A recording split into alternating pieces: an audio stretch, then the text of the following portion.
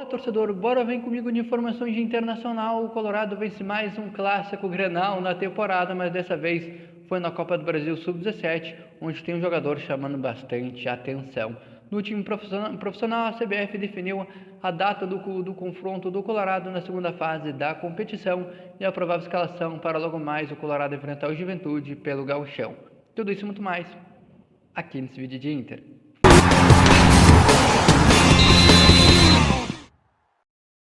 Antes da gente avançar para essas pautas de internacional, peço que tu te inscreva aqui no canal, ative as notificações e deixe o teu like. Vem comigo, torcedor, para a gente falar sobre internacional.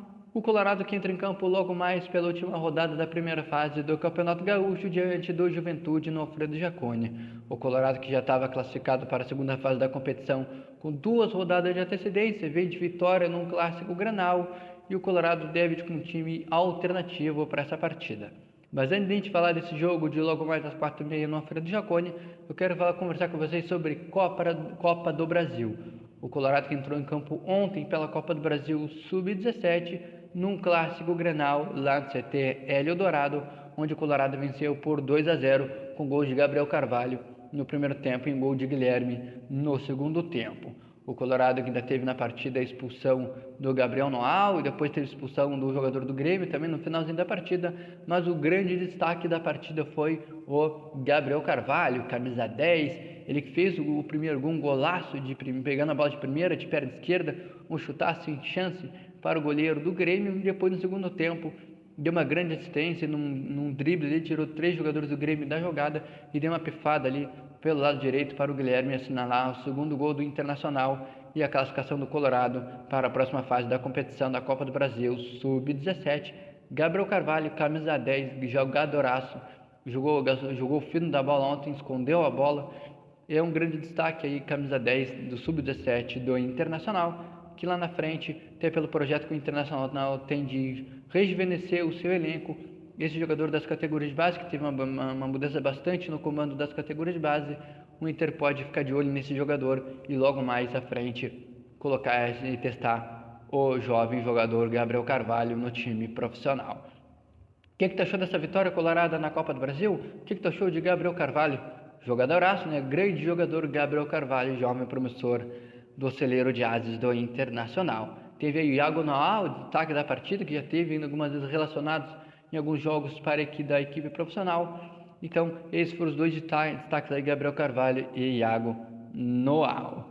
Agora eu quero conversar também sobre a Copa do Brasil, só que um time profissional, pois a CBF definiu a data do confronto entre Internacional e Nova Iguaçu, jogo que vai ser lá no Rio de Janeiro, por sorteio. O jogo do estádio, o mando de jogo foi definido por sorteio, então o Internacional vai jogar lá no Rio de Janeiro, no interior do Rio de Janeiro, diante do Nova Iguaçu, no dia 13 de março, às 8 horas da noite.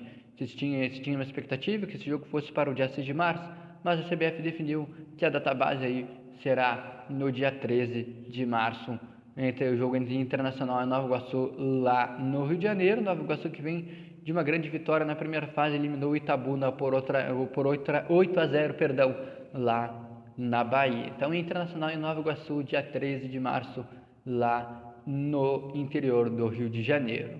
E o Colorado agora focando no Gauchão, após eliminar aí o Asa de Arapiraca no meio de semana, e agora tem esse confronto diante do Juventude, logo mais às 4h30 da tarde no Alfredo Jaconi.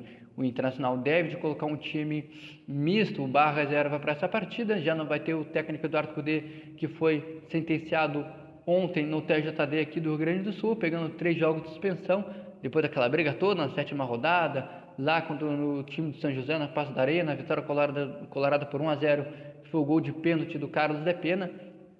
A Inter reclamou de um fair play, que o São José não teria feito. A China Balbina foi para cima do Cudê, aí o Cudê invadiu o campo. Então, o técnico Eduardo Cudê foi enquadrado em 2 artigos, 258 e 258B, e foi punido com 3 jogos de suspensão. Já cumpriu 1 na 8ª rodada diante do Brasil de Pelotas, e vai cumprir hoje diante do Juventude e também no jogo das quartas de finais do Campeonato Gaúcho. Inter ali, que não vai ter o Cudê, deve ser orquestrado e comandado por Lúcio Gonçalves.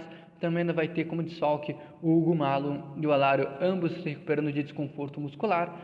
E na coxa esquerda, além do Rocher ainda continuando se recuperando da sua lesão na costela. O Inter lançou uma nota ontem dando explicações sobre a situação do Rocher e colocando o jogador numa situação clínica avançada na sua lesão.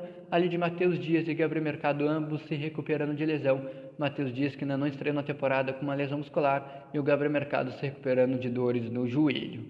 Além do Ener Valencia sentindo dores no tornozelo, ficou de fora da estreia colorada na Copa do Brasil nesse meio de semana e vai ficar de fora desse jogo de logo mais contra o Juventude no Alfredo Jaconi.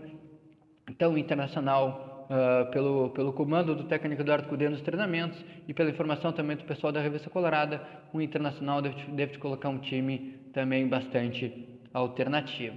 E o Inter que deve ir a campo para essa partida com Antony, apenas 3 titulares no jogo de logo mais diante do Juventude. O resto dos titulares ficarão no banco de reserva. Antony, Fabrício Bustos, Vitão, Igor Gomes e Robert Renan jogando na lateral esquerda, Rômulo na primeira função de abertura de meio campo, Bruno Gomes, Johan, Gustavo Prato, outro jogador das categorias de base do Internacional, o Wesley, jogador recém-chegado lá do Cruzeiro, e o atacante jovem Luca, também da base colorada, sendo centroavante isolado lá na frente. E a arbitragem será comandada por Daniel Bins, no comando da arbitragem desse jogo entre Internacional e Juventude, no Alfredo Jaconi, às 4h30 da tarde. Claro que o pós-jogo com toda a repercussão aqui no canal Matheus Fernando Repórter. Te inscreve aqui no canal, ativa as notificações e deixa o teu like. Até o próximo conteúdo de Inter. Tchau!